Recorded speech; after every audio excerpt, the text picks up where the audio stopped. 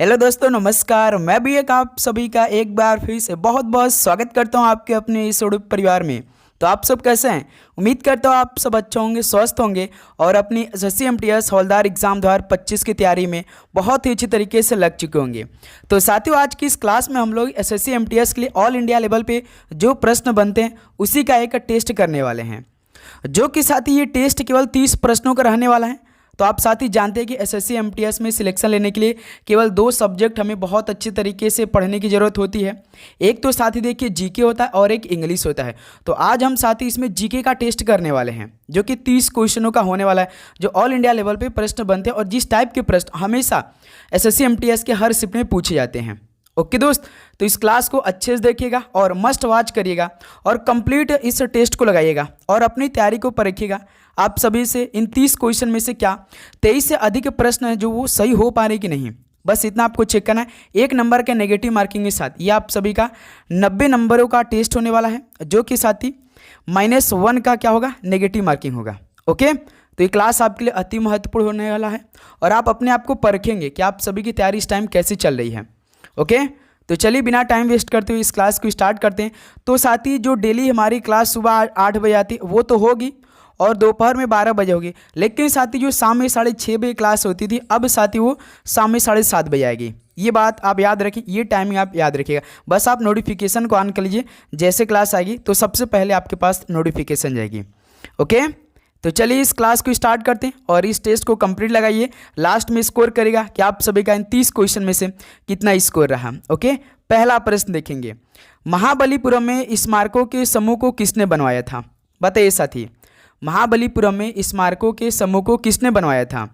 तो पल्लव राजा ने बनवाया था, यानी पहले का बी ऑप्शन क्या बनेगा, बिल्कुल राइट आंसर हो जाएंगे। ओके, चलिए दोस्त अगला सवाल बताएंगे। क्वेश्चन नंबर 2, काला घोड़ा कला उत्सव किस शहर में आयोजित किया जाता है? बताइए साथी, काला घोड़ा कला उत्सव किस शहर में आयोजित किया जाता है? तो ये साथी मुंबई में आयोजित किया जाता है। डी ऑप्शन क्या बनेगा, बिल्कुल राइट आंसर हो जाएंगे। ओके, चलिए नेक्स्ट अगला सवाल को हल करिए। क्वेश्चन नंबर 3 को, ग्रेट हिमालय नेशनल पार्क किस राज्य में स्थित है? बताइए साथी, ग्रेट हिमालय नेशनल पार्क किस राज्य में स्थित है? तो याद रखेंगे हिमाचल प्रदेश में। ऑप्शन सी क्या बनेगा, बिल्कुल परफेक्ट आंसर हो जाएंगे। ओके, चलिए नेक्स्ट अगला सवाल को हल करिए। क्वेश्चन नंबर 4, बिंबिसार किस साम्राज्य के राजा थे? तो साथी जो बिंबिसार थे वो किस साम्राज्य के राजा थे? तो हर्यक वंश के थे भाई। ऑप्शन ए क्या बनेगा, बिल्कुल परफेक्ट आंसर हो जाएंगे।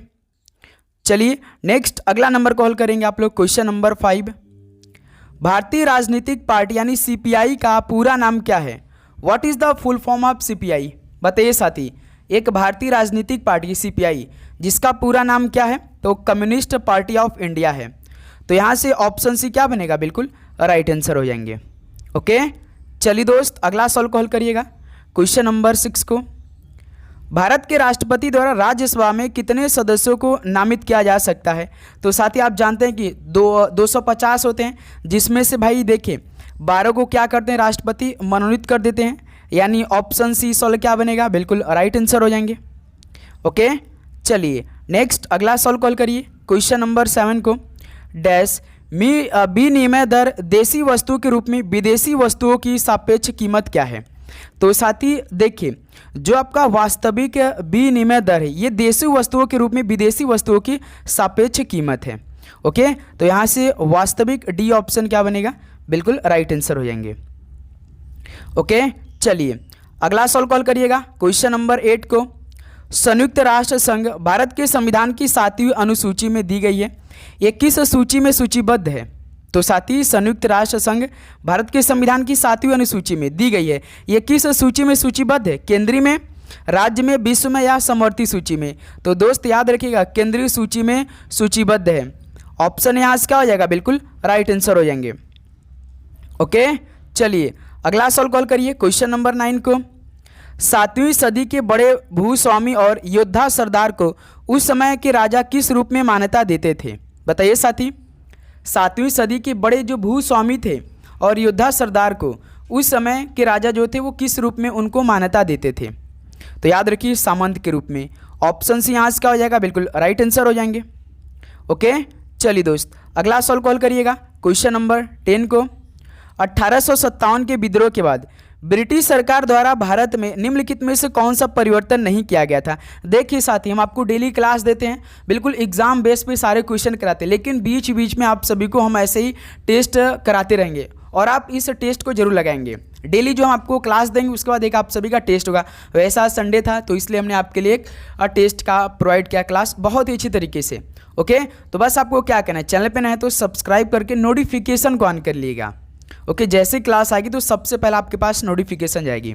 ओके, तो बताइएगा कि 1857 के विद्रोह के बाद ब्रिटिश सरकार द्वारा भारत में कौन सा परिवर्तन नहीं किया गया था, ये आपको बताना है। देखिए, भारत का सेक्रेटरी ऑफ स्टेट नियुक्त किया गया, बिल्कुल किया गया था।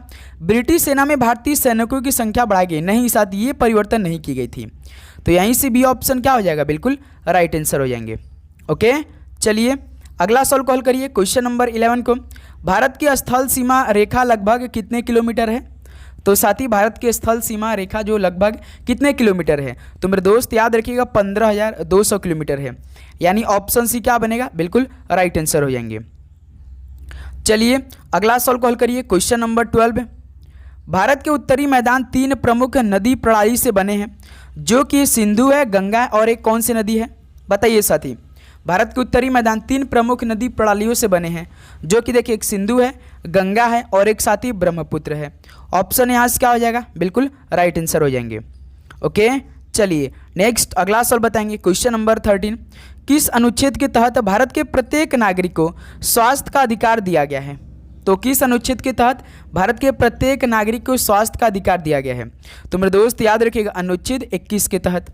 तो यहाँ से डी ऑप्शन क्या बनेगा, बिल्कुल परफेक्ट आंसर हो जाएंगे। ओके, चलिए अगला सवाल कॉल करिए, क्वेश्चन नंबर 14 को। यदि ग्रह की कक्षा दीर्घवृत्त है तो वह बिंदु जिस पर सूर्य होता है क्या कहलाता है। तो साथी, यदि ग्रह की कक्षा दीर्घवृत्त है तो वह बिंदु जिस पर सूर्य होता है उसे क्या कहते हैं, तो फोकस कहते हैं मेरे दोस्त। तो यहाँ से डी ऑप्शन क्या हो जाएगा, बिल्कुल राइट आंसर हो जाएंगे। ओके, चलिए नेक्स्ट अगला नंबर बताएंगे, क्वेश्चन नंबर 15। केल्विन को किस में मापने की इकाई, यानी केल्विन मापने की इकाई है, तो किसकी भाई मापने की इकाई है केल्विन, तो आप जानते हैं साथी तापमान की, टेम्परेचर की। डी ऑप्शन क्या बनेगा, बिल्कुल परफेक्ट आंसर हो जाएंगे। ओके, चलिए दोस्त अगला सवाल कॉल करिएगा, क्वेश्चन नंबर 16 को। लोहे पर जंग लगने की प्रक्रिया क्या कहते हैं। ये साथी ने जो अभी आपका आर्मी का पेपर समाप्त हुआ है इसमें हर शिफ्ट में ये सवाल पूछ दे रहा था, लोहे पर जंग लगने की प्रक्रिया क्या कहते हैं। तो सिंपली साथी जंग लगना कहलाएगा भाई। ऑप्शन क्या बनेगा, बिल्कुल परफेक्ट आंसर हो जाएंगे। ओके, ध्यान, ऑक्सीजन और आपका नमी यानी बारिश को इससे सबसे अधिक लगती है लोहे पर जंग। ओके, चलिए नेक्स्ट अगला सवाल कॉल करेंगे, क्वेश्चन नंबर 17। पटकाई पहाड़ियाँ किन पर्वत श्रृंखलाओं से संबंधित हैं।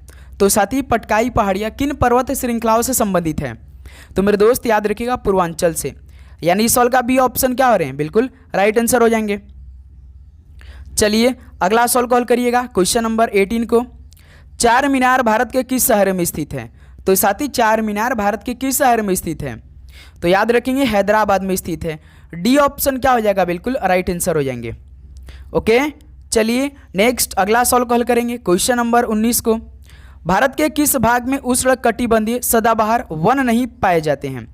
तो साथी भारत के किस भाग में उष्णकटिबंधीय सदाबहार वन नहीं पाए जाते हैं, तो पूर्वी घाट में नहीं पाए जाते हैं, याद रखेंगे आप लोग। ऑप्शन क्या हो जाएगा, बिल्कुल राइट आंसर हो जाएंगे। चलिए अगला सवाल कॉल करिए, क्वेश्चन नंबर 20 को।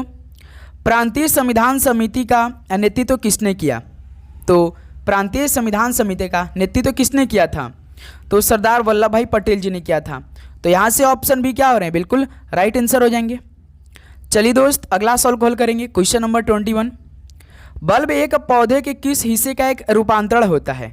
बल्ब एक पौधे के किस हिस्से का एक रूपांतरण होता है, तो साथ याद रखिए तना का होता है। तो यहाँ से भी ऑप्शन क्या हो जाएंगे, बिल्कुल राइट आंसर हो जाएंगे। ओके, चलिए नेक्स्ट अगला सवाल कॉल करेंगे, क्वेश्चन नंबर 22। देवी निशुंभासुदिनी मंदिर का निर्माण किसके द्वारा करवाया गया था। भाई साहब देखिए नाम क्या, देवी निशुंभासुदिनी मंदिर का निर्माण किसके द्वारा करवाया गया था। तो मेरे दोस्त याद रखिएगा चोलों द्वारा करवाया गया था। तो यहाँ से ऑप्शन भी क्या हो जाएंगे, बिल्कुल राइट आंसर हो जाएंगे। ओके, चलिए नेक्स्ट अगला सॉल्व हल करेंगे क्वेश्चन नंबर 23 को। स्वराज पार्टी किसके द्वारा गठित किया गया था? बताइए साथी, स्वराज पार्टी किसके द्वारा गठित किया गया था? तो भाई लास्ट में अपना स्कोर करेंगे सभी साथी। ओके, तो CR दास और मोतीलाल नेहरू जी के द्वारा गठित किया गया था स्वराज पार्टी, यानी सॉल्व का बी ऑप्शन बिल्कुल राइट आंसर हो जाएंगे। चलिए दोस्त अगला सॉल्व हल करेंगे क्वेश्चन नंबर 24। छठवीं लोकसभा के अध्यक्ष का नाम जो बाद में भारत के राष्ट्रपति बने वो कौन थे? तो छठवीं लोकसभा के अध्यक्ष का नाम क्या था जो बाद में भारत के राष्ट्रपति बने थे? तो याद रखिए नीलम संजीव रेड्डी थे। यहाँ से ऑप्शन भी क्या हो जाएंगे, बिल्कुल परफेक्ट आंसर हो जाएंगे। ओके, चलिए नेक्स्ट अगला सवाल बताएंगे क्वेश्चन नंबर 25। विश्व की सबसे गहरी समुद्री खाई कौन सी है? तो साथी विश्व की सबसे गहरी खाई समुद्री वो कौन सी है? तो भाई मरीना की खाई है। ऑप्शन भी क्या हो जाएगा, मरीना खाई, बिल्कुल परफेक्ट आंसर हो जाएंगे। चलिए दोस्त अगला सॉल्व कॉल करेंगे क्वेश्चन नंबर 26। 10 डिग्री चैनल किसके बीच स्थित है? तो साथी 10 डिग्री चैनल जो है वो किसके बीच में स्थित है?